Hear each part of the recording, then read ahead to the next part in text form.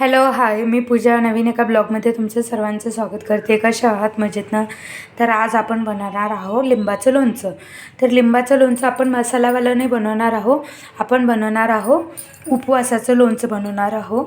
त्यासाठी काय काय साहित्य घेतलेलं आहे मी ते सांगते तुम्हाला. तर अर्धा किलो लिंब असतील, हे पिवळ्या कलरचे घ्यायचे, बघा असे दिसतच आहेत.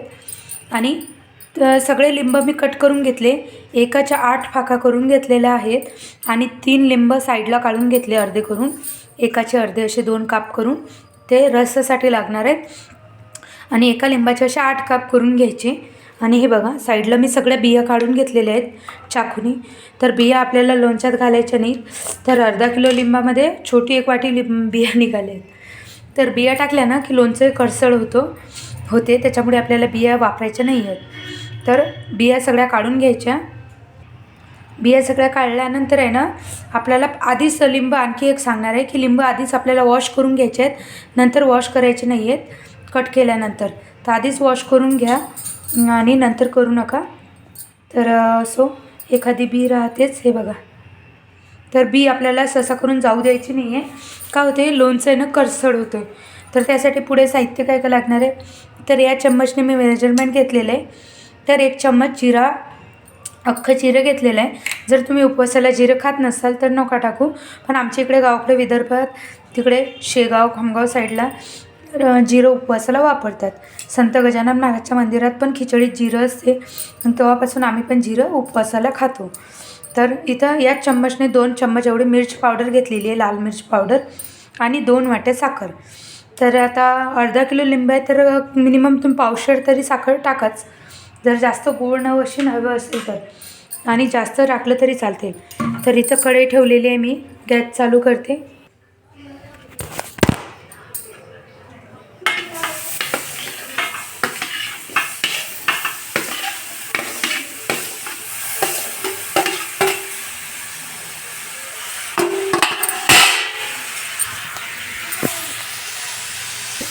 लिंब टाकले आणि त्याला छान मिरचीसोबत आपल्याला मिक्स करायचे.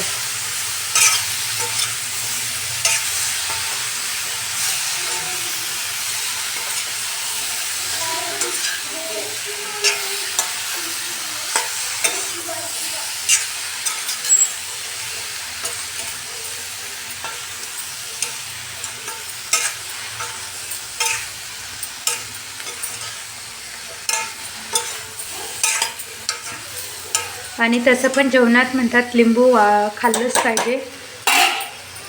आणि आता आपण काय करणार, या लिंबामध्ये आहे ना, हे जे लिंब काढलेले आहेत ना, याचा रस पिळून घेणार. कारण बिया तर आपण सगळ्या काढलेल्या आहेत, तर सगळ्या लिंबाचा रस आपण असा पिळून घ्यायचा.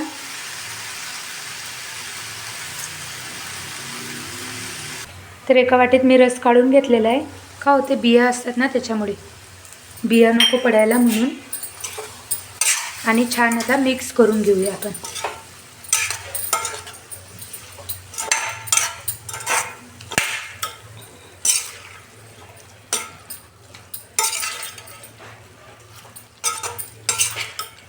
हे बघा किती छान असं मिक्स झालेलं आहे. तर 2 मिनिटं याला असं शिजवूया झाकण ठेवून. तर झाकण ठेवून 1 मिनिट शिजवायचं. तर 1 मिनिट झालेलं आहे. तर बघा किती छान असे लिंब पाणी रस सुटलाय छान असा. तर यामध्ये आपण काय करू, मीठ घालून घेऊया. साखर आहे ना थोडं उशिरा टाकायची, लिंबांना 1-2 गतका उकडी येईपर्यंत. तर 2 एवढे चम्मच मी मीठ टाकलेलं आहे. थोडंसं मीठ एक्स्ट्रा झालं लोणच्यात तर काही फरक पडत नाही, लिंबाचंच लोणचं आहे. तर लिंब आहे ना 2 मिनटं आपण याच्यात शिजून घ्यायचे पाकातच, हे रसात, पाकात नाही रसात. अजून साखर टाकायची वेळ आहे साखर टाकायला. तर याला थोडंसं आपण 1-2 उकडी येऊ देऊ, 2 मिनटं शिजू देऊया छान. तर बघा 2 मिनटं झालेत. तर छान शिजले आपले, थोडेसे हलके शिजून घ्यायचे. त्याला जास्त हे शिजून नाही घ्यायचे, नाहीतर काय होतं, हे जे लिंब आहेत ना, लिंबातला सगळा रस निघून जातो आणि कवरच राहते. तर आता या मोमेंटला आपण साखर टाकून देऊ.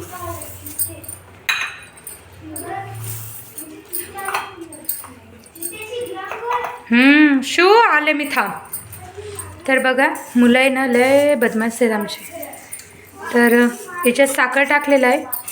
आता हा जो पाणी आहे ना आपल्याला झाकण बिलकुल ठेवायचं नाही आहे, नाही तर काय होणार पूर्ण पाणी होणार. तर आता छान हा रस पाणी छान आटेपर्यंत आपल्याला लोणचं शिजून घ्यायचं आहे थोडंसं. तर जास्त वेळ नाही लागत, 5-10 मिनटं लागतात. तर 5 मिनटात याला आणखी शिजून द्यायचं. काय करायचं साधं सिंपल आहे. मिरची टाकल्यानंतर 2 मिनटं शिजू द्यायचं. नंतर मग साखर घालायची आणि साखर घातल्यानंतर कमीत कमी 5 मिनटं शिजून घ्यायचं, जेणेकरून आपल्या लोणच्याला छान साखरेचा पाक सुटणार आणि खायला टेस्टी होणार. तर बघा 3 मिनटं झालेले आहेत. बघा पाक किती कमी झाला आहे. अजून आपण 2 मिनटं शिजू देणार आहोत. हे बघा छान पाक होत आहे. हे बघा आपल्याला काय असं एकतारी वगैरे करायचं नसतो, नॉर्मलच करायचं आहे. जास्त पाक नको राहायला आहे. बघा जास्त आहे ना पाणी, त्याच्यामुळे अजून 2 मिनटं शिजवलं ना की बरोबर पाक राहतो व्यवस्थित. जेवढा की आपले लिंब डीप होतील, छान मुरतील एवढा ठेवायचा आपल्याला पाक. कारण लिंब मुरले पाहिजेत. जे लोणचे लिंब आहेत ना बारीक कट केले ते छान त्या पाकात मुरले पाहिजेत, म्हणून मग. तर हे आपण अजून 2 मिनटं शिजून घेणार आहोत. थोडा पाक कमी झाला की याला असंच झाकून ठेवायचं रात्रभर आणि थंडगार झाल्यानंतर लोणच्याच्या बरणीमध्ये जारमध्ये भरून ठेवायचं. तर असे जार घेतलेले आहेत मी, तर यामध्ये भरून ठेवायचं आहे. तर आता 2-3 मिनटांना बंद करते आणि दाखवते परत एकदा तुम्हाला. तर आपलं लोणचं छान झालेलं आहे. बघा असे बुडबुडे आले की समजून चालायचं आपला पाक छान रेडी झाला आहे. हे बघा, आणि एवढा पाक आपल्याला लिंबाचं लोणचं मुरायला पाहिजे, नाहीतर काय होणार आहे पूर्ण विरघळून जाणार.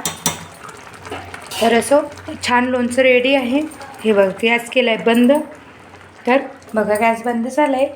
तर आता याला थोडं थंड होऊ द्यायचं, नंतर झाकून ठेवून रात्रभर थंड व्हायसाठी ठेवायचं. जर दिवसा बनवत असाल तर 2-3 तास थंड होऊ द्यायचं, नंतर भरून ठेवायचं जारमध्ये. पण एकदम गार झाल्यानंतरच भरायचं, गरम भरायचं नाही, नाहीतर लोणचं खराब होऊ शकते. तर याला थोडं थंडगार एकदम होऊ द्यायचं, नंतर लोणच्याच्या जारमध्ये भरून ठेवायचं आणि छान मुरते. 4-5 दिवस याला उन्हात ठेवायची गरज नाही, नॉर्मलच ठेवायचं आणि सारखं बरणीला हलवत राहायचं, जेणेकरून ते एकसारखं मुरेल. आणि कसा वाटला आजचा व्हिडिओ नक्की कमेंट करून सांगा. आवडल्यास लाईक करा, चॅनलला सबस्क्राईब करा. तर चला मग बाय सर्व ताईंना.